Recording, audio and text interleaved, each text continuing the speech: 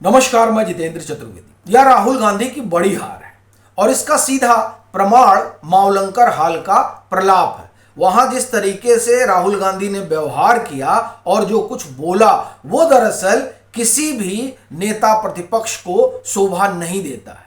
लेकिन बावजूद इसके वो मर्यादा लांघे और एक नेता प्रतिपक्ष के तौर पर उन्होंने एक देश की पीएम का अपमान किया, वो भी महिला प्रधानमंत्री। ये इस बात की तस्दीक करता है कि राहुल गांधी किस कदर मानसून सत्र में सब कुछ गवा बैठे।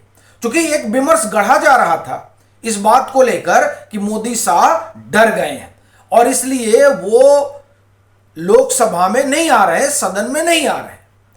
और ये जो बात है ये बाकायदे पिछले आप ये कहें कि 20 जुलाई के बाद से प्रचारित की जाने लगी। दिल्ली तो एक तरह से आप समझिए कि जो नरेंद्र मोदी का समर्थक खेमा है वो खेमा इस कदर डर गया इस बात से कि साहब देखिए कैसा माहौल बन गया है। आप माहौल बंदी देखिए लुटियन टीले की, यानी बात करने पर वो कहने लगते साहब माहौल बहुत खराब है। किसको लेकर? मोदी साहब को लेकर माहौल बहुत गड़बड़ है। इस तरीके का एक तरह से कहा जाए कि माया जाल रचा गया था। अब ऐसा माया जाल रचा गया जिसमें उनके जीत की दुमदुमी बजाई जा रही थी। तब आखिर में ऐसा क्या हुआ जिसकी वजह से वो मावलंकर हाल में प्रलाप करने लगे? वहां तो जीत की हुंकार होनी चाहिए थी, लेकिन हुंकार नहीं थी। क्यों नहीं थी? और एक और इसका उदाहरण आपको देता हूं। पवन खेड़ा वो बंदर लेकर पहुंच गए।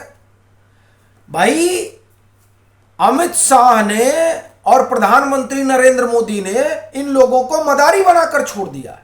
अगर जीत होती तो उस जीत का प्रहसन कर रहे होते, यानी उसका मजाक उड़ा रहे होते या फिर उसको सेलिब्रेट कर रहे होते। ये लोग तो कूल लोग हैं, लेकिन नहीं। ये जो मानसून सत्र का हासिल रहा उस हासिल ने इन लोगों के लिए बड़ा सवाल खड़ा कर दिया है। बावजूद इसके कि माहौल बनाया गया कि इन्होंने मोदी शाह के चीथड़े उड़ा दिए। साहब माहौल बनाया गया। अभी मुझे लग रहा है ये परसों का कार्यक्रम है। बड़े मूर्धन्य लोग हैं जो इस तरह के भाषा का इस्तेमाल कर रहे हैं। और भाषा विज्ञान में तो आप एक तरह से कहें कि इन लोगों को भी लगता है कि पूरा जो इनका ग्रुप है उस ग्रुप को एक ही तरह का भाषा विज्ञान सौंप दिया जाता है, वही टाइप करते हैं। लेकिन खैर हम बात कर रहे हैं कि कैसे ये हार गए और क्यों इस तरीके का प्रलाप करने लगे।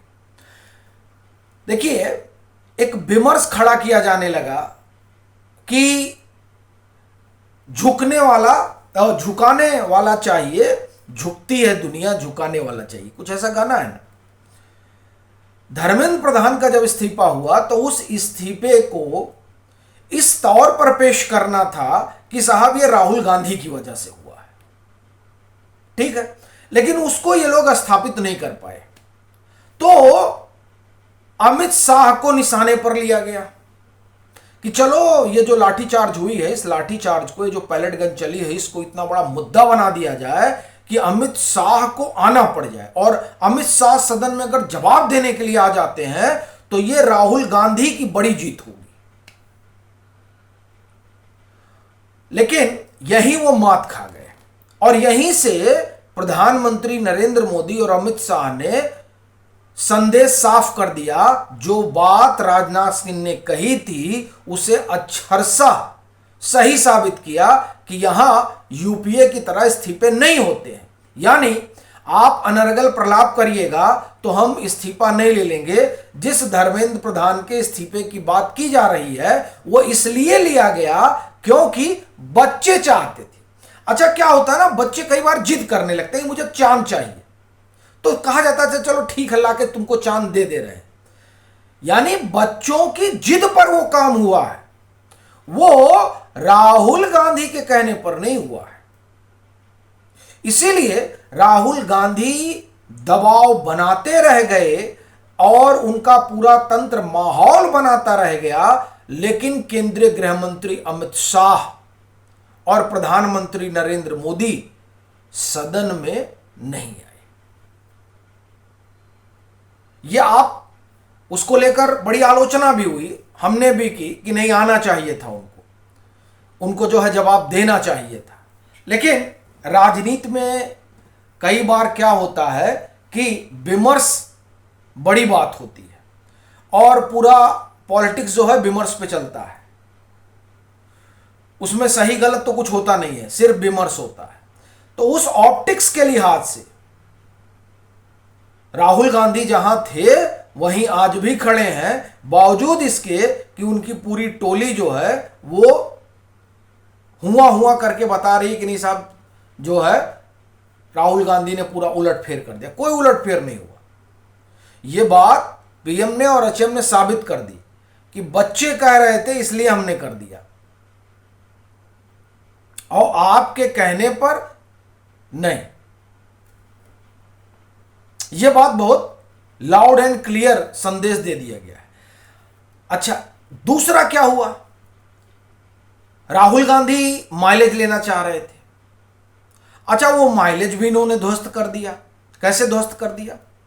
पहला तो ये ध्वस्त किया कि आपके कहने से कुछ नहीं होगा, और ना हुआ है। जो हुआ है वो बच्चों की मांग पे हुआ है, पहला। दूसरा, माइलेज ये लेना चाह रहे थे कि साहब हम जो है ढिंढोरा पीटेंगे कि ये लोग आए नहीं।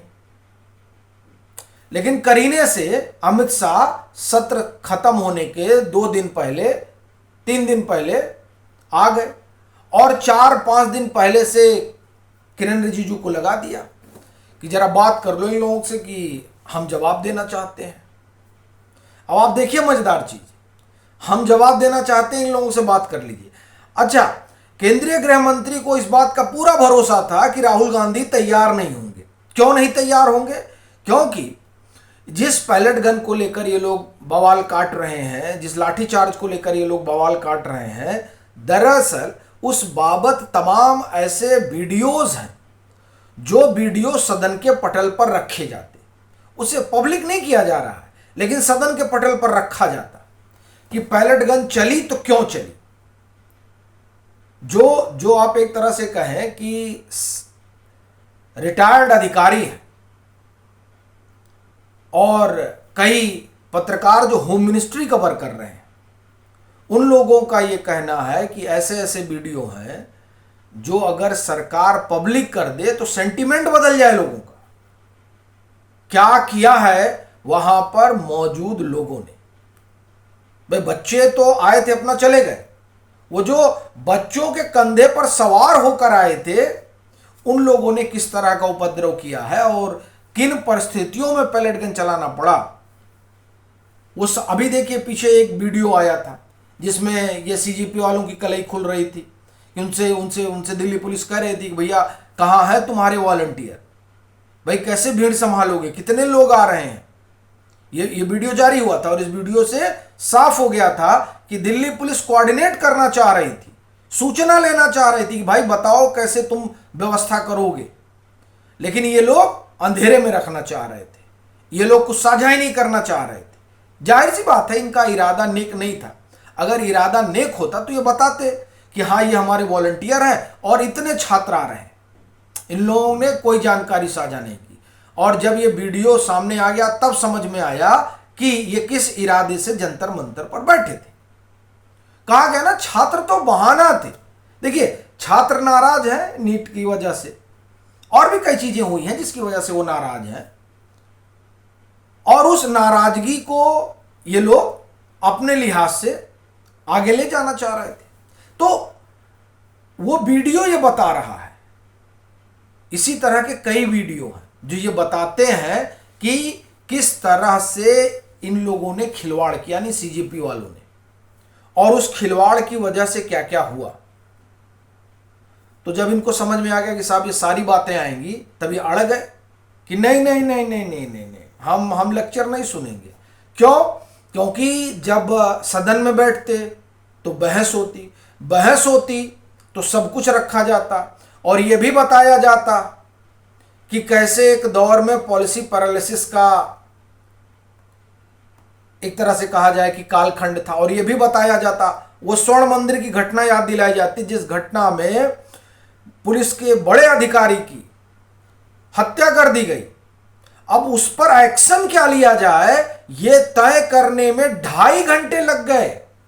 क्यों? क्योंकि साहब मुख्यमंत्री को बात करनी पड़ी किससे? प्रधानमंत्री से। और प्रधानमंत्री के यहां से जवाब 2.5 घंटे बाद आया, 2.5-3 घंटे बाद। यानी जहां त्वरित एक्शन होना चाहिए था उसमें 3 घंटे लग गए। तो अब इस तरह की पुलिस व्यवस्था चाहिए थी कि जब वहां दिल्ली पुलिस और आरपीएफ के लोग पीटे जाने लगते तब कमिश्नर साहब फोन करते होम मिनिस्टर को, कहां बताइए अमित शाह जी क्या करना है, लाठी चलाना है कि नहीं चलाना है, बताइए। यानी बताया जाता कि जो एसओपी है उसमें जो वहां पर कंसर्निंग अथॉरिटी है वो तय करेगी। वो फोन करके केंद्रीय गृह मंत्री अमित शाह से नहीं पूछेगी। लेकिन ये सारी चीजें जब आ जाएंगी तो राहुल गांधी और उनके इकोसिस्टम का जो पूरा आप एक तरह से कहें कि भ्रमजाल फैलाया गया है वो क्या होगा, एक झटके में ध्वंस हो जाएगा। तो इसलिए हम कहें कि हम बात नहीं, हम इनका लेक्चर नहीं सुनेंगे। और ये एचएम जान रहे थे, तो एचएम ने अंतिम दिन जो है वो सिक्सर मार दिया और उस गुगली में इन लोगों की हालत खराब हो गई। तो अब ये क्या करें?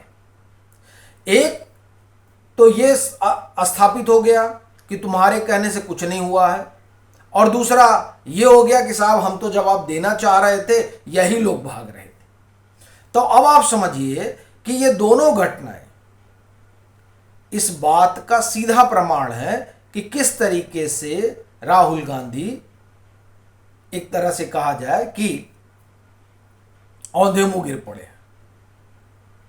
लेकिन अभियान में कमी नहीं है, अभियान पूरा फुल स्तर पे चल रहा है, इसीलिए हास्यास्पद लग रहा है। बाकी आप लोगों की क्या राय है जरूर साझा करिएगा।